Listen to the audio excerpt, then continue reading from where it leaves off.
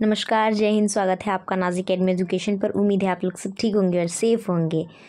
आज हम क्या करेंगे, आपका जो हिंदी लोकवाणी है 10th क्लास का, यानी कि आपका एसएससी बोर्ड है, इस साल आपका बोर्ड है तो आप बोर्ड देंगे। तो बोर्ड से रिगार्डिंग जो क्वेश्चन है आपके मन में कि हिंदी में कौन कौन से क्वेश्चन आएंगे, और मैं आपको एग्जैक्ट वही क्वेश्चन बताऊँगी कि वही आएगा। क्यों? हाँ देखो, अब रीज़न क्या है कि जो मैं टाइप बताऊंगी, जैसे कि व्याकरण कौन कौन से आ सकते हैं मैं बताऊंगी आपको, और आपको वो करके जाना। अगर आप वो करके जाते हो ना तो आप, मुझे उम्मीद है कि आप 100 में से 95 तो स्कोर कर ही लोगे। 95 स्कोर कर रहे तो कम थोड़ी है, ठीक है। साथ में आपको ग्रामर सॉल्विंग ट्रिक्स दूंगी, और आपसे सिर्फ एक रिक्वेस्ट है कि आपको क्या करना है, वीडियो को शेयर करना है और एंड तक देखना है बिना स्किप के, ओके।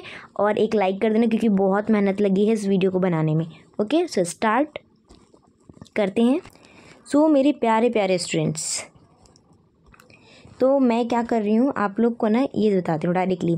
व्याकरण विभाग पे आते हैं और ये आपको कहाँ मिलेगा। और एक और रिक्वेस्ट है कि जब वीडियो देख रहे हो तो वीडियो को 1 सेकंड के लिए पॉज करो और जाओ एक कॉपी नोट्स के लिए कॉपी ले लो और एक पेन ले लो, और आपकी जो हिंदी की बुक है वो ले लो साथ में, ठीक है, टेक्स्ट बुक। डन, चलिए स्टार्ट करते हैं। सबसे पहले क्या है, व्याकरण विभाग हमें दिया गया है। व्याकरण विभाग में हमें क्वेश्चन किया गया है कि, एक मिनट पहले इसकी हम थिकनेस कम कर लेते हैं, ब्लू कलर ठीक है ना हमारा, ओके। शब्द भेद आता है सबसे पहले हमारा ग्रामर में। तो शब्द भेद के दो शब्द, मतलब 2 टाइप होते हैं, 2 प्रकार होते हैं। पहला होता है विकारी शब्द, दूसरा होता है अविकारी शब्द, ठीक है।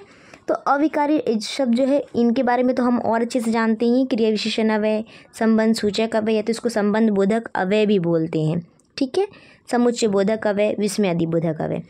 ये कैसे क्या है मैंने ऑलरेडी आपको समझा दिया हुआ है। नहीं समझा है तो एक और बात, डिस्क्रिप्शन बॉक्स में मैंने आपको वीडियो की बहुत सारी लिंक दे रखी है, तो जाइए वहाँ आपको जो भी ग्रामर नहीं आ रहा है वो ग्रामर को देखिए। पूरा प्लेलिस्ट दे के रखा है मैंने। स्पेशली जो वीडियो पे कमेंट करते कि मैम हम ये ग्रामर नहीं आ रहा है तो मैं वो भी समझा दूँगी, ठीक है। तो चलिए, फर्स्टली संज्ञा आपको आता है। संज्ञा यानी कि नाउन, ठीक है। नाउन से समझ में आ गया, यानी कि नाम, जगह, प्लेस। सर्वनाम यानी कि प्रोनाउन। विशेषण यानी कि एडजेक्टिव बोलते हैं इसको, ठीक है, इंग्लिश में। और क्रिया यानी कि वर्ब, ये हो गया। और क्रिया विशेषण को क्या बोलेंगे, एडवर्ब। संबंध बोधक को क्या बोलेंगे, प्रीपोजिशन। समुच्चय बोधक को कंजक्शन, और विस्मयादि बोधक को इंटरजेक्शन, ठीक है। तो ये 7 पार्ट्स ऑफ स्पीच पढ़ा है ना, वही है, ये सेम है। पार्ट्स ऑफ स्पीच यानी कि पूरा का पूरा वही। तो यहाँ पे आपको क्रिया दिया गया है। इनके टाइप्स कौन कौन है देखो। संज्ञा में देखेंगे जातिवाचक संज्ञा होता है, व्यक्तिवाचक संज्ञा, भाववाचक संज्ञा, द्रव्यवाचक और समूहवाचक, ठीक है। और सर्वनाम में पुरुषवाचक, निश्चयवाचक, अनिश्चयवाचक, निजवाचक, प्रश्नवाचक, संबंधवाचक, ठीक है। विशेषण कौन से होते हैं, गुणवाचक, परिणामवाचक। परिणामवाचक की भी 2 टाइप होते हैं, निश्चित और अनिश्चित, ठीक है। संख्यावाचक की भी 2 टाइप होते हैं, निश्चित और अनिश्चित। सर्वनामिक होता है बस। और क्रिया का ये है ये सकर्मक क्रिया, अकर्मक क्रिया, संयुक्त क्रिया, प्रेरणार्थक और सहायक, बस, ठीक है। और सबसे इजी हमारा ये फेवरेट वाला 4 अविकारी शब्द वाला, क्रिया विशेषण अव्यय, संबंध सूचक और समुच्चय बोधक और विस्मयादि बोधक, ठीक है। ये विकारी शब्द के, ठीक है। डिस्क्रिप्शन बॉक्स में लिंक दे दूंगी, वहाँ से ये वाला कंफर्म कर लेना। क्रिया विशेषण में क्या रहता है, किसी चीज़ की हमें, जैसे कि कछुआ धीरे धीरे चल रहा है, तो धीरे धीरे क्या है, धीरे धीरे हमारा क्रिया विशेषण अव्यय। संबंध यानी किसी चीज़ का संबंध जोड़ना एक साथ। समुच्चय यानी कि आप समुच्चय मैं आपको समझाई हूँ। और विस्मयादि बोधक यानी कि देखो ये सबसे ईजी इंटरजेक्शन वाला, यानी कि उर्दू में इसको फ़िज़ाया जुमला भी बोलते हैं, फ़िज़ाया निशान है, ऐसा कुछ करके बोलते हैं, ठीक है। तो ये इसके अकॉर्डिंग ये हो गया, तो इसको आप अच्छे से समझ सकते हो, ठीक है। तो ये हो गया। देन आगे चलते हैं, हमारा नेक्स्ट ग्रामर क्या आ सकता है हमारे एग्ज़ाम में, उसके ऊपर, ओके। तो सेकंड ग्रामर हमारा आ सकता है, देखो हमने अविकारी और विकारी शब्द देख लिया। तीसरा है क्रिया के काल। जिसने मेरा डिटेल से वाला वीडियो देखा उसको पता है वर्तमान काल के तीनों को कैसे पहचानेंगे, भूतकाल के तीनों को कैसे पहचानेंगे और भविष्य काल के तीनों को कैसे पहचानेंगे, क्योंकि मैंने ऑलरेडी ट्रिक दे रखा है ना आपको। जो ट्रिक देख ली है उनको तो कोई प्रॉब्लम ही नहीं है, ठीक है। तो मैं एक काम करती हूँ, एक शॉर्ट वीडियो डाल देती हूँ ताकि आप लोग देख लेना इसके लिए। डन, चलो इसकी भी प्रॉब्लम सॉल्व हुई है अभी। अब आते हैं संधि पर। संधि हमारा फेवरेट है ना, स्वर संधि, व्यंजन संधि और विसर्ग संधि। संधि के 3 टाइप होते हैं, कौन कौन, स्वर, व्यंजन और विसर्ग। अब स्वर आ रहा, चलो ये भी बताया है। ये छोटा सा वीडियो है, ज़्यादा टाइम नहीं लगेगा, 6 से 7 मिनट का होगा, देख लेना, ठीक है। थोड़ा तो करना पड़ेगा एडजस्ट, क्योंकि देखो मैं आपको ट्रिक दे रही हूँ, कहाँ से आपको क्या करना है वो आपको पता है। वाक्य के प्रकार अच्छे से समझो, ये आता ही आता है, ठीक है। 100% ये आपको देगा, ये तो देता ही, इसका फेवरेट, बोर्ड का ये फेवरेट है। क्रिया के काल, बोर्ड का HSC बोर्ड हो या SSC बोर्ड कहीं भी हो, ये डालता ही डालता है वो, ठीक है। तो क्रिया के प्रकार जो है, वाक्य के प्रकार जो है रचना की दृष्टि से और अर्थ की दृष्टि से अलग अलग होते हैं। तो अगर रचना की दृष्टि से अगर हम देखेंगे तो 3 होते हैं, साधारण, मिश्र और संयुक्त, ठीक है। अर्थ की दृष्टि से तो विधानार्थक, निषेधार्थक, प्रश्नार्थक, आज्ञार्थक, विस्मयादिबोधक और संदेश सूचक। ये ना आपको 7th क्लास में भी दिया गया था, लेकिन आप नहीं पढ़े होंगे तो फिर आपको भूल गए होंगे ना, लेकिन मैंने आपको बताया है, तो आप जाइए और वो वीडियो देखिए, ठीक है। डिस्क्रिप्शन में बहुत सारे लिंक दे रखा है मैंने, ठीक है। उसके बाद आता है हमारा मुहावरा। मुहावरे का प्रयोग, उसको चयन करना। जैसे कि कोई मुहावरा हमें दिया गया है कि आँखों का तारा, तो क्या होता है, इसका मतलब होता है सबसे प्यारा, राइट। तो जो आँखों का तारा है उसे हमें क्या करना पड़ेगा, वाक्य के अंदर हमें उसे प्रयोग करना पड़ता है, ठीक है। नेक्स्ट है हमारा शब्दों का शुद्धिकरण, यानी कि गलत वर्ड लिख के आएगा। जैसे कि आपका जो पहला है ना, पहला ही शायद लेसन है, विश्वास करके कुछ लिखा है, एक मिनट दिखाती हूँ। हाँ, सोंधी सुगंध में बोला ना, उसी में देखो यहाँ पे विश्वास, विश्वास और विश्वास, तो सही विश्वास कौन सा है वो आपको टिक करके लिखना रहता था, उसी को बोलते शब्दों का शुद्धिकरण। समझ में आया, चलो ये भी हुआ, डन। अब आते हैं नेक्स्ट वाला ग्रामर कौन सी। देखो ये पूरे 7 ग्रामर बहुत ही इंपॉर्टेंट है, ओके। देखो यहाँ पे आपको एक चीज़ बहुत इंपॉर्टेंट लिख के आई हुई है, क्या लिख के आया हुआ है कि शब्द संपदा 5वीं से 9वीं तक के लिए है ना। तो 10वीं जो है हमारा 10th है, यानी कि वही चीज़ आपको रिपीट हो रही है। शब्दों का लिंग परिवर्तन, जैसे कि अगर स्त्रीलिंग में दिया तो उसे पुल्लिंग में कन्वर्ट करना होगा। फॉर एग्जाम्पल हम यहाँ पे ले लेते हैं पृथ्वी, ठीक है। तो पृथ्वी क्या है, चलो ले लिया। राइटिंग गंदी, राइटिंग में कोई कमेंट नहीं करेगा, हाँ क्या, मुझे भी बुरा लगता है, बट हाँ एक्चुअली मेरे पास ना वो पेन नहीं जो जिससे फ़ोन पे लिखते हैं, ठीक है। तो मेरे पास, मैं हैंड यूज़ करती हूँ, तो ओके। तो पृथ्वी का है ना क्या होगा, स्त्रीलिंग होगा। क्यों, इसका एक और ट्रिक देती, देखो पृथ्वी को हम लोग क्या बोलते हैं, नॉर्मली माँ बोलते हैं, ठीक है। और माँ कौन होती है, समझ जाओ, ठीक है, फीमेल होती है ना, तो इसीलिए मैं स्त्रीलिंग का ये ट्रिक दे रही हूँ। ये पृथ्वी अगर आया तो ये, अगर सोचो इसकी जगह कोई दूसरे ग्रह का नाम दे दे रहा है, जैसे कि शनि हो गया, बुध हो गया, बृहस्पति हो गया, तो क्या लिखोगे, पुल्लिंग लिख के आना, ठीक है। चलो ये हुआ। तो शब्दों के लिंग परिवर्तन ऐसे, वचन कैसे बदलोगे, जैसे कि यहाँ पे दिया है कुर्सी, ठीक है, कुर्सी। तो इसको ना, ये क्या हुआ, ये एक वचन है कि बहुवचन है, तो कुर्सी हो गया हमारा, कुर्सी हमारा एक वचन है, ठीक है। तो इसको बहुवचन में कैसे बदलेंगे, तो इसको यहाँ पे हम लोग लिखेंगे, यार येलो तो दिख भी नहीं रहा है, यहाँ पे हम लोग ले लेते हैं कुर्सियाँ, ठीक है, कुर्सियाँ। तो क्या हो जाएगा वो, ये हो जाएगा बहुवचन, डन, खत्म हुआ। यानी कि बहुवचन, वचन के 2 प्रकार कौन से होते हैं, एक वचन और बहुवचन। वचन का भी कहानी खत्म हुआ। अब आते हैं किस पे, विलोमार्थक। विलोमार्थक, विलोम शब्द, विरुद्धार्थी, अपोजिट वर्ड। समझ में आया, सबका मतलब क्या होता है, उल्टा ही होता है। यानी कि अगर यहाँ पे रात दिया है तो उसका अपोजिट क्या हो जाएगा, दिन हो जाएगा। अब मोस्ट इम्पॉर्टेंट, इसमें एक बहुत आंसर राइट लिखने के बाद भी बहुत टाइम आपका रॉन्ग हो जाता है, ऐसा क्यों होता है, चलो बताती हूँ। इसका इसलिए रीज़न है द बिकॉज क्या होगा, आप रात लिखते हो, इसका उल्टा दिन होता है, ठीक है। तो अब आप बोलोगे ये तो सही है, लेकिन जिसको पता है जो मैंने बताया है, जिसको याद है, वो बोलेगा नहीं ये रॉन्ग है। क्यों, क्योंकि ना यहाँ पे आपने ये एक्स का जो निशान होता है ना वो ज़रूर देना है, ठीक है। यानी कि रात का उल्टा दिन तो होता है, लेकिन ये एक्स का निशान, यानी कि इसको क्या बोलते हैं हम लोग, रॉन्ग का भी बोलते हैं ना, ये बीच में 2 अपोजिट वर्ड के बीच में इसका होना ज़रूरी है, नहीं तो आपका आंसर रॉन्ग हो जाएगा। डन, चलो ये भी हो गया हमारा, ओके ओके, हटो हटो जल्दी हट। उसके बाद है समानार्थी शब्द। समानार्थी शब्द यानी कि उसी वर्ड का 2, जैसे कि यहाँ पे सूरज का हम लोग लेते हैं, ठीक है। सूरज का क्या हो जाएगा, सूर्य हो जाता है, दिनकर हो जाता है, भानु हो जाता है, बहुत सारे हैं, है ना, भानु, दिनकर। और हवा का क्या हो जाएगा, अगर हवा आता है तो हवा का क्या लिखोगे, अनिल लिख लोगे, समीर लिख लोगे, वायु लिख लो, पवन लिख लो, बहुत सारे नाम हैं, पता होने चाहिए बस, है ना, वही तो बोलो, वही तो मेन है ना, या इसके लिए आपको पढ़ना पड़ेगा, इसके लिए कोई ट्रिक नहीं है, क्योंकि नहीं पढ़ोगे ना तो ये याद नहीं होगा और ये इम्पॉर्टेंट है ना। समानार्थी शब्द, वैसे आपको समानार्थी और विलोमार्थक शब्द के लिए ज़्यादा टेंशन लेने की ज़रूरत नहीं है। क्यों? क्योंकि ना आपका जो पैराग्राफ वाला क्वेश्चन रहता है ना उसी से रिलेटेड करता है, तो पैराग्राफ्स में ही आपको उसका आंसर मिल जाएगा, तो ढूंढने की ज़रूरत नहीं पड़ेगी, है ना। जैसे कि कोई पैराग्राफ आपको दिया, इसके अंदर ना लिखा होगा कि विलोमार्थी शब्द लिखिए, दिए गए शब्दों का विलोमार्थी पद्यांश ऐसा लिखा रहता है ना। जैसे हवा लिखा रहेगा तो उसके अंदर देखना पैराग्राफ के अंदर अगर वायु लिखा है तो आंसर राइट हो गया विलोम, है ना। और समानार्थी शब्द भी ऐसे ही रहेगा, जो दिया रहेगा ना शब्द आपको चेंज करने के लिए वो पैराग्राफ में ढूंढना, पैराग्राफ से ही रिलेटेड आता है ज़्यादातर ये, ठीक है।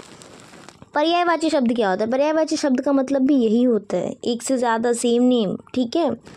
ये भी जैसे कि हवा का हम लोग वायु लिख सकते हैं, पवन लिख सकते हैं, समीर लिख सकते हैं, अनिल लिख सकते हैं पवन, ठीक है। तो ये सब क्या हो गया? पर्यायवाची शब्द हो गया। अब आते हैं शब्द युग्म शब्द। शब्द युग्म शब्द क्या होता है? इसका भी एक बहुत अच्छा ट्रिक है। ट्रिक क्या है? देखो यहाँ पे है, मुझे तो याद भी नहीं आ रहे। हाँ आ गया याद। घर घर घर घर की कहानी। तो जिस भी दो शब्द के बीच में हमारा ये प्यारा सा ये जो है ना माइनस का निशान ये आया ना, तो समझ जाओ कि वो क्या है, हमारा शब्द युग्म शब्द है, ठीक है। चलो ये हो गया कंप्लीट, डन। आगे बढ़ते क्या है कि अनेक शब्दों के लिए एक शब्द, इसे क्या बोलते हैं? इसे बोलते हैं हम लोग, जैसे कि फॉर एग्जांपल कभी न मरने वाला। कभी न मरने वाला यानी कि वो क्या है? वो अमर है कि नहीं, इसीलिए वो कभी नहीं मरेगा। कभी न मरने वाला, ओके। तो कभी न मरने वाले को हम लोग क्या बोलते हैं? अमर। तो ये जो लिखा है मैंने, ये आपको क्वेश्चन हो सकता है, ये इतना लिखा हुआ रहे, इसी को बोला गया अनेक शब्दों के लिए एक शब्द, ठीक है। तो कभी न मरने वाला क्या हो गया?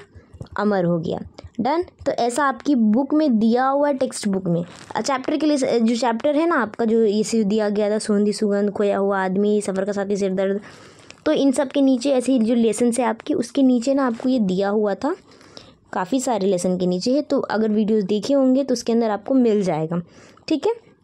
चलो ये भी हो गया। नेक्स्ट आते हैं भिन्नार्थक शब्द क्या होता है? कठिन शब्दों के अर्थ क्या हैं? उपसर्ग प्रत्यय। देखो उपसर्ग प्रत्यय का भी ना एक ये है, पहले लगने वाला उपसर्ग कहलाता है, बाद में लगने वाला प्रत्यय कहलाता है। क्या ऐसा ही है ना? मैं सही बोल रही हूँ कि गलत?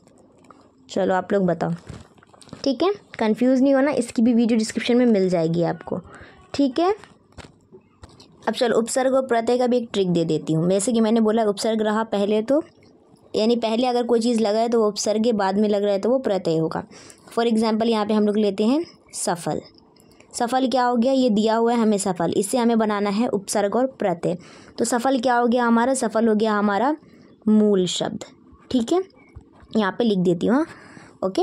उसके बाद हम लगाएंगे इसमें उपसर्ग, तो उपसर्ग लगाएंगे तो ये क्या बन जाएगा? असफल, ठीक है। असफल बना, यानी कि ये क्या हो गया? ये हो गया हमारा उपसर्ग, ओके। चलो प्रत्यय में क्या बनेगा? ये प्रत्यय में बनेगा ये सफलता, सफलता। ओ शिट, एक मिनट, क्या कलर ही चेंज कर दूँ ना, कंफ्यूज क्यों होना, है ना। थोड़ा एडजस्ट तो आप लोग कर ही लोगे। सफलता, सफलता आया, यानी कि ये क्या बन गया हमारा? ये हमारा बन गया प्रत्यय, ठीक है। प्रत्यय। अगर आपको ये बोला गया है कि दिए गए शब्द का उपसर्ग युक्त शब्द बनाइए, तब भी आप ऐसे ही करोगे, यानी कि जो शब्द दिया रहेगा उसके आगे लगा दोगे, जैसे जो बन रहा है उसके अकॉर्डिंगली, तो वो उपसर्ग हो जाएगा, और बाद में लग रहा है तो वो प्रत्यय हो जाएगा, या तो प्रत्यय युक्त हो जाएगा। तो कंफ्यूज नहीं होना कि प्रत्यय में हमने बोला था, यहाँ पे तो प्रत्यय युक्त लिखा है, तो प्रत्यय युक्त भी होता है, उपसर्ग युक्त भी होता है, दोनों नाम है इसके, ठीक है। तो उपसर्ग प्रत्यय पहचानने भी आ सकता है आपको कि दिया गया जो शब्द है वो क्या है, प्रत्यय है या उपसर्ग है, तो आप बता देना। आगे लगा हुआ यानी कि उपसर्ग है, पीछे लगा हुआ यानी प्रत्यय है, ठीक है। मेन इंपॉर्टेंट क्या है, आपको व्याकरण समझ में आनी चाहिए हिंदी की, ठीक है। उसके बाद आता है आपका, ये देखो अलग करना भी दिया गया है, यानी कि अगर दिया हुआ रहा इस तरह से कि सफलता, ठीक है। रुको मैं पहले पूरा क्लियर कर दूँ, ये तो पूरा गंदा दिख रहा है ना। उफ, जल्दी जल्दी जल्दी, हाँ ओके, तो इसको पहचानेंगे कैसे हम लोग, मतलब पहचाना तो बता दिया, अलग अलग कैसे करना है ना। जैसे यहाँ पे दिया गया है सफलता और लिखा हुआ है, हमें हेडिंग में क्वेश्चन दिया गया कि हम दिए गए शब्दों का क्या करना है, इसमें हमें अलग करके लिखना है उपसर्ग। तो इसमें प्रत्यय लिखा रहेगा, ये मत जैसे कि इसमें प्रत्यय दिया गया है तो प्रत्यय ही लिखा रहेगा, यानी कि आपको मिलेगा आंसर में, ऐसा नहीं कि उपसर्ग दे देगा और रहेगा प्रत्यय। ओके, तो ये बात ध्यान देना। तो ये आखिरी का जो ता रहेगा ना, उसको आप उपसर्ग वाले इसमें प्रत्यय वाले बॉक्स में लिखोगे, ठीक है। प्रत्यय ऐसा जो बॉक्स ऊपर बना रहेगा उसमें आपको ये ता लिख देना है, ठीक है। तो समझ में आया। देखो डरावना, डरावना, तो ये वना क्या हो गया, क्या हो गया, डरावना नहीं, ऐसे ये नॉर्मल बताया मैंने। सबसे मेन ये जो सफल वाला एग्जाम्पल है, नहीं बेस्ट एग्जाम्पल है, ठीक है। चलो ये हो गया, समझ में आया, डन। उसके बाद आता है कृदंत तद्धित बनाना। ये कैसे बनाओगे आप, मूल शब्द अलग करना, मूल शब्द अलग करना बताया ना। और अच्छा ये बताओ इसका मूल शब्द क्या हुआ, सफलता, तो ता तो प्रत्यय हो गया, नहीं बचा हुआ क्या हुआ, मूल शब्द। ओके, चलो मूल शब्द अलग करना तो बताया। अब आते हैं, ये भी एक इम्पॉर्टेंट ग्रामर है, कृदंत तद्धित। इसके बाद हम लोग उपयोजित लेखन देखेंगे और उसके बाद हम लोग क्या देखेंगे कि उपयोजित लेखन में कौन कौन करना है वो मैं बताऊंगी और आप वही करके आना, ठीक है। ईजी वाला बताऊंगी, हार्ड नहीं कि हाँ हमारा टाइम भी जाए और मार्क्स भी गए, ठीक है। ये कि कम टाइम पे कैसे हो रहा है और ऊपर से मार्क्स हमें कैसे मिल रहे हैं, ठीक है। तो वेट करो, लास्ट तक देखो वीडियो को। एंड कृदंत तद्धित के बाद हम लोग ये जो है कृदंत और तद्धित, उसके बाद हमारा जो क्वेश्चन पेपर है 2023 का, उसको भी अच्छे से देखेंगे एक बार, ठीक है। सो फर्स्टली ये देखते हैं।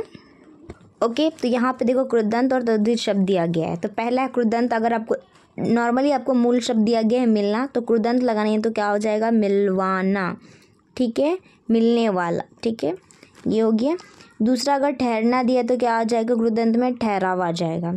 तीसरा अगर देना दिया है तो देने वाला हो जाएगा, यानी कि मिल ऐसे देना, कहना, बैठना दिया तो एंड में क्या लगा दोगे, वाला ऐड कर दोगे तो वो कृदंत बन जाएगा, ठीक है। अब तद्धित का बताती हूँ, ठीक है। तद्धित में आ जाएगा, अगर भाव दिया तो ना लगा दो, यानी जो चीज़ ना है, मतलब जैसे कि यहाँ पे ठहर है तो ना लगा देंगे तो क्या हो जाएगा, ठहरना, तो वो तद्धित बन गया, समझ में आया। इस तरह इंसान दिया तो क्या बना दोगे तद्धित में, इंसानियत। शौक दिया तो क्या बना दोगे, शौकीन। घर तो घरेलू, इस तरीके से। तो ये तद्धित और कृदंत का है। और एक और बात, इसमें तो आपको इतना ही बताया गया है एंड में, मतलब आपके आखिरी चैप्टर में। और ग्रामर बताती हूँ कौन से। नंबर 1 कारक, ठीक है। उसके बाद आ जाएगा आपका कारक हो गया, और है 1 मिनट, मतलब कि देखो ओवरऑल आपको कौन कौन से ग्रामर करने हैं, शब्द के भेद जो आपको दिख रहा है स्क्रीन पे, ये पूरा करोगे अच्छे से। उसके बाद आ जाएगा आपका, देखो और बता देती हूँ, लिंग परिवर्तन, जो लिंग है पूरा कौन सा वाला, स्त्रीलिंग, पुल्लिंग, नपुंसकलिंग कैसे पहचानोगे, ठीक है, चेंज कैसे करोगे वो भी देख लेना अच्छे से। उसके बाद वचन, वचन एक वचन, बहुवचन 2 टाइप होते हैं। एक वचन कैसे समझोगे, बहुवचन यानी वचन आ गया आपका। फिर विरुद्धार्थी, समानार्थी शब्द, पर्यायवाची शब्द, दोनों सेम ही, समानार्थी और पर्यायवाची, ठीक है। शब्द युग्म शब्द, कारक, विराम चिन्ह, काल, संधि, शब्द के भेद जो बता दिया आपको ऑलरेडी, अलंकार, ठीक है। देखो यहाँ पे स्क्रीन पे जो दिख रहा है, क्रिया के काल भी अच्छे से, मुहावरे का प्रयोग, चयन करना, शब्दों के शुद्धिकरण, ये भी ठीक है। और ऑलरेडी इसमें जो समझाया है वो भी अच्छे से कर लेना, उपसर्ग, प्रत्यय। और देखो अलंकार के बिना कितने प्रकार होते हैं, देखो अलंकार और उसके प्रकार, उपप्रकार, ठीक है। शब्द अलंकार के 3 प्रकार होते हैं, अनुप्रास, यमक, श्लेष। अर्थ अलंकार के 3 प्रकार होते हैं, उपमा, उत्प्रेक्षा, रूपक, ठीक है। उसके बाद है यहाँ पे कारक एवं कारक चिन्ह। देखो कारक अच्छे से कर लेना, वो भी मैंने ऑलरेडी बहुत डिटेल में समझाया है और ज़्यादा वीडियो बड़ा नहीं है, ठीक है, देख लो। विराम चिन्ह और उनके प्रयोग वो भी मैंने बताया ऑलरेडी, ठीक है, वो भी मैं आपको डिस्क्रिप्शन बॉक्स में लिंक दे दूँगी, ठीक है। मुहावरे और कहावतें अच्छे से कर लो, ठीक है। वाक्य का शुद्धिकरण कैसे करोगे, यानी कोई अशुद्ध वाक्य आपको लिख के दिया रहेगा, उसमें आपको मिस्टेक निकालनी रहेगी और जो सही वाक्य रहेगा, शुद्ध वाक्य, उसको उत्तर में लिखना रहता है, ठीक है। चलो ये हो गया। उसके बाद समास आता है। समास के ना 5 प्रकार होते हैं, है ना, 5 नहीं 6, सॉरी, समास के 6 प्रकार होते हैं, अव्ययभाव, कर्मधारय, तत्पुरुष, बहुव्रीहि, द्वंद्व और द्विगु, ठीक है। तो ये समास के 6 प्रकार, तो समास भी कर लो अच्छे से, ठीक है। ओवरऑल आपको ये सारे के सारे ग्रामर कर लेने हैं। चलिए अब देखते हैं हमारा क्वेश्चन पेपर 2023 का कि कैसे आया हुआ है, ठीक है। ओके, तो ये आपका 2023 का क्वेश्चन पेपर है। तो विभाग 1 टेंशन नहीं, क्योंकि है ना आपको पैराग्राफ दिया रहेगा और उससे पैराग्राफ से रिलेटेड क्वेश्चन आप ऑलरेडी अच्छे से सॉल्व कर लेते हो, तो वो बताने की ज़रूरत नहीं है ना। ठीक है, चलिए विलोम शब्द बोला गया है, मैंने बोला रिलेटेड, जो भी पैराग्राफ दिया रहेगा उससे रिलेटेड क्वेश्चन करेगा आपको कि ढूंढ कर लिखिए। विलोम शब्द या विरुद्धार्थी शब्द एक ही होता है, ध्यान देना। पर्यायवाची शब्द, समानार्थी शब्द एक ही होता है, मतलब कमज़ोर है यहाँ पे तो इसका कोई दूसरा नाम होगा, वो आनंद यानी कि प्रसन्न हो सकता है। ठीक है, चलो ये हो गया। तो विभाग ये तीसरा भी है आपको क्वेश्चन, इसमें भी आपको पैराग्राफ दिया है, टेंशन नहीं, कुछ लिख लेंगे हम लोग, है ना। ओके, नेक्स्ट आता है आपका शब्दयुग्म शब्द, बता दिया ना कि कोई भी दो वर्ड के बीच में जो वो डैश वाला निशान आता है यानी कि वो शब्दयुग्म शब्द है। ठीक है, चलो ये भी हो गया। उसके बाद आते हैं नीचे विभाग 2 पे। विभाग 2 आपका 12 मार्क्स का रहता है, इसमें भी आपको पोएम वगैरह जो रहते हैं वो पैराग्राफ में दिए रहेंगे और आपको उसमें से ढूंढना रहता है, उससे रिलेटेड क्वेश्चन करेगा वो। ठीक है, 2 संस्कृत शब्द बोले गए हैं शब्द, तो यहाँ पे देखो 2 संस्कृत शब्द कौन कौन हो सकते हैं, यहाँ पे आपको उसके अकॉर्डिंग ही लिखना है। ठीक है, चलो ये हो गया। आगे चलते हैं हम लोग। नेक्स्ट है पैराग्राफ से रिलेटेड क्वेश्चन को बताने की ज़रूरत नहीं है। विभाग 3 पे आते हैं हम लोग। हाँ, पूर्ण पाठक, ये भी आपको यहाँ पे पैराग्राफ ऑलरेडी दिया है और आपको इसके अकॉर्डिंग ही लिखना है। ठीक है, और आगे नीचे चलते हैं। हाँ, मेन इंपॉर्टेंट व्याकरण। देखो व्याकरण में क्या बोला गया है कि सूचना के अनुसार कृतियाँ कीजिए। पहला क्या, आधे रेखांकित शब्दों का शब्द भेद पहचान कर लिखिए। और शब्द के भेद कौन कौन से, मैंने बताया ना, गोवा देख में तरंगी तो वो उठा, मैंने बताया शब्द भेद, बताया कि नहीं शब्द भेद कौन से होते हैं, 2 टाइप के होते हैं, विकारी अविकारी, है ना। चलो देख लेना अच्छे से। हाँ, फिर अविकारी में कौन सा आता है, उसके अंदर कौन सा आता है वो अच्छे से देख लेना। पार्ट्स ऑफ स्पीच जो है ना उसी को बोलते हैं शब्द भेद। हाँ, चलो एक अवयव का अर्थपूर्ण वाक्य में प्रयोग कीजिए। और बहुत, तो कोई भी अपने हिसाब से बना दो। या तो आपको ऐसे क्वेश्चन आ सकता है कि दिए गए अवयवों में से दिए गए वाक्यों में से अवयव शब्द छांट कर लिखिए, तो अवयव शब्द कौन आ जाएगा, और बहुत, है ना। ऐसा नहीं कि जो मैं बोल रही और बहुत तो यही रहेगा, धीरे धीरे भी रहा तो वो भी अवयव ही है। अवयव कौन कौन से हैं, देखो क्रिया विशेषण अवयव, संबंध बोधक अवयव, समुच्चय बोधक अवयव और विस्मयादि बोधक अवयव, ये 4 ही अवयव होते हैं। ठीक है, तो इनसे रिलेटेड जो रहेगा वो देखना। ग्रामर वाला वीडियो देखो, नहीं तो मार्क्स कम आए तो फिर मेरे को बोलना नहीं, देखो अच्छे से। संधि भी बहुत डिटेल में समझाया, जाकर देखना है। संतोष है, सम प्लस तोष हो जाएगा, संधि विच्छेद, संधि भेद कौन सा आ जाएगा वो आपको बताना है। ठीक है, चलो, और इतना ट्रिक से बताया ना कि आपको सोचने की ज़रूरत ही नहीं पड़ेगी। ओके, सहायक क्रिया मूल क्रिया क्या होती है वो नॉर्मल। ठीक है, उसके बाद यहाँ पे प्रथम प्रेरणार्थक रूप और द्वितीय प्रेरणार्थक रूप कौन से होते हैं वो भी मैंने ऑलरेडी बताया है। खाना, प्रथम प्रेरणार्थक रूप खाने का क्या होगा, धुलने का क्या होगा। ठीक है, यानी कि प्रेरणार्थक रूप आ सकता है कि क्रिया का, है ना। ओके, मुहावरा दिया गया है अर्थ और वाक्य बनाना, यानी कि देखो शेखी बखारना, यानी कि अर्थ क्या होगा वो लिखोगे और शेखी बखारना का वाक्य बताओगे, है ना, बनाकर यूज़ करके। उस मतलब जो दिया गया मुहावरा वो जो हम वाक्य बना रहे हैं उसके अंदर आना चाहिए। और जब आप वाक्य लिखोगे ना तो ये जो आएगा ना इसको ना अंडरलाइन कर देना वाक्य के अंदर, ताकि जो एग्जामिनर है उसको ईजी हो जाए सॉल्व करने में। ठीक है, देखने में। कारक चिन्ह, कारक के भेद ये भी समझाया है। विराम चिन्ह का प्रयोग ये भी बताया है। ठीक है, और क्या मेन इंपॉर्टेंट हमारा फेवरेट काल, जो अवस्थक समझ में नहीं आता हमें, है ना, तो अपूर्ण काल ये भी ट्रिकली बताया है, जाओ और देखो। ठीक है, आगे और चलते हैं। हाँ, विभाग 5। अब इसमें देखो पत्र लेखन आपके लिए इजी रहेगा। पत्र लेखन 2 टाइप के रहते हैं, औपचारिक और अनौपचारिक, ऐसे करके लिखा है ना। तो कोई एक ही बनाओगे आप, तो एक पत्र लिखना। ठीक है, उसके बाद गद्य आकलन, प्रश्न निर्माती दिया गया है एक एक वाक्य में। निम्नलिखित वाक्यों मतलब गद्यांश पढ़कर ऐसे प्रश्न तैयार करने जिसके आंसर एक एक वाक्य में हो, तो ये इजी है, कर लोगे आप लोग। ठीक है, चलो हो गया। ये करना, यानी कि एक पत्र लेखन लिखोगे, दूसरे में से आप लोग ये वाला क्वेश्चन करोगे।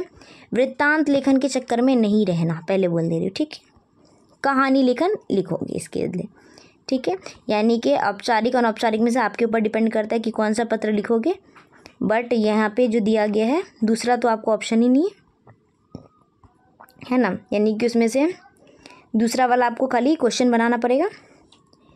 ओके, और में वृत्तांत लेखन है और दूसरा कहानी लेखन, तो इन दोनों में से आप कहानी लेखन बनाना। ठीक है, इजी रहेगा क्योंकि आपको पॉइंट ऑलरेडी दिया रहेगा और आपको उसी को यूज़ करके बनाना रहता है, तो ये जल्दी बन जाता है और मार्क्स भी अच्छे खासे मिलते हैं। विज्ञापन तैयार कीजिए। कैसे करोगे? विज्ञापन के लिए ऑलरेडी वीडियो बनाया हुआ है, जाइए और देखिए, बिल्कुल ट्रिक्स दिए गए हैं। ओके, चलो ये हो गया आ का ये भी सॉल्व, यानी कि आप क्या करोगे, कहानी लेखन लिखोगे। ओके, दूसरे में विज्ञापन लेखन करोगे।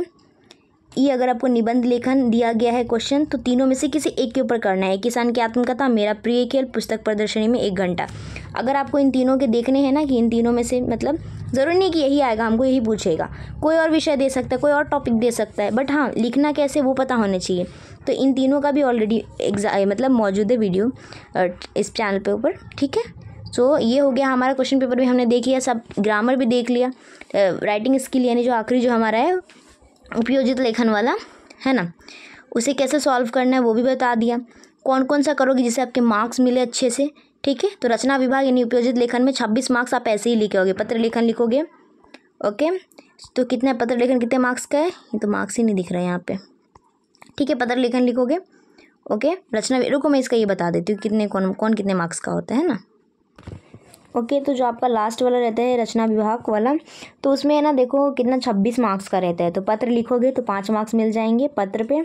फिर प्रश्न वाला रहेगा ना, उसको बनाना 4 मार्क्स मिलेंगे, 4 बनाना रहता है तो 4 मार्क्स इस पर, ठीक है। फिर आता है आपका कहानी, तो कहानी बनाओगे तो 5 मार्क्स, ठीक है। विज्ञापन 5 मार्क्स, फिर निबंध लेखन 7 मार्क्स। तो टोटल करो कितने हो जाएंगे, 26 मार्क्स के हो जाते हैं, ठीक है। और यही वाला जो बोला है ना वही करना, वो ईजी रहता है, ठीक है। और देखो अब एक बार मार्क्स डिस्ट्रीब्यूशन बता देती हूँ। देखो आपका जो विभाग 1 रहता है वो रहता है आपका 20 मार्क्स का, ठीक है। विभाग 2 रहता है आपका 14 मार्क्स का। फिर उसके बाद विभाग 3 रहता है आपका 8 मार्क्स का। विभाग 4 रहता है आपका 12 मार्क्स का। और जो आखिरी वाला रहता है वो आपका रहता है 26 मार्क्स का, ठीक है। कौन सा, 5 वाला 26 मार्क्स। अभी टोटल करो कितना हो रहा है ना, 8 और 10, 6 4 10, 0 हो गया, 2 3 4 5 6 7 8 हो गया ना, 80 मार्क्स। और 20 मार्क्स ओरल के। अगर टीचर 20 मार्क्स नहीं देगी तो एटलीस्ट 15 तो देती ही है। तो यानी टोटल करो 95 प्लस ला रहे हो कि नहीं मार्क्स। तो जो जो तरीका बताया वैसे करो, ठीक है। और एक और इम्पॉर्टेंट बात, जब उपयोजित लेखन कैसे लिखोगे नहीं पता है किसी को आइडिया, तो आपका जो पेज का आखिरी पेज है, पेज नंबर समथिंग 68 समथिंग करके, रुको देख देती हूँ, नहीं 68 नहीं हो, मेरा 68 है, ठीक है। तो वो आपका आखिरी से स्टार्ट करोगे ना, मिल जाएगा। उपयोजित लेखन हेडिंग लिखा रहेगा इसी तरीके से। पत्र लेखन कैसे लिखना है पूरा डिटेल दिया गया है, ठीक है। कैसे मैंने भी बताया है और आप भी देख लो, ठीक है। प्रश्न कैसे बनाओगे, यानी कि देखो प्रश्न अगर आप बना रहे हो तो उसमें यूज़ कौन क्या क्या होनी चाहिए, कौन, कब, कहाँ, क्या, क्यों, कैसे, किसका, कौन सा, कितना, ये सब क्या है, क्वेश्चन मार्क वाले क्वेश्चन है। WH क्वेश्चन इसको इंग्लिश में बोलते हैं ना। यानी कि जब भी आप क्वेश्चन बना रहे हो तो क्वेश्चन में एंड में ये लगाना मत भूलना, और जो क्वेश्चन बनाया है उसके अंदर किसका या तो कितना, कौन, कब, ये सब वर्ड यूज़ होनी चाहिए। सबका मतलब एक साथ नहीं, सब मतलब एक कर कि तुम्हारा नाम क्या है तो क्या यूज़ हुआ ना, उसी तरीके से आपका जो आंसर रहेगा तो उस बेस पे आपको क्वेश्चन बनाना रहता है ना। तो ये हो गया। उसके बाद निबंध लेखन का भी बताया गया, डिटेल कैसे बताओगे, ठीक है। कहानी लेखन का भी बताया गया है। विज्ञापन भी बताया, विज्ञापन तो मैं नहीं बताया आपको बहुत अच्छे से, वो भी देख लेना, ठीक है।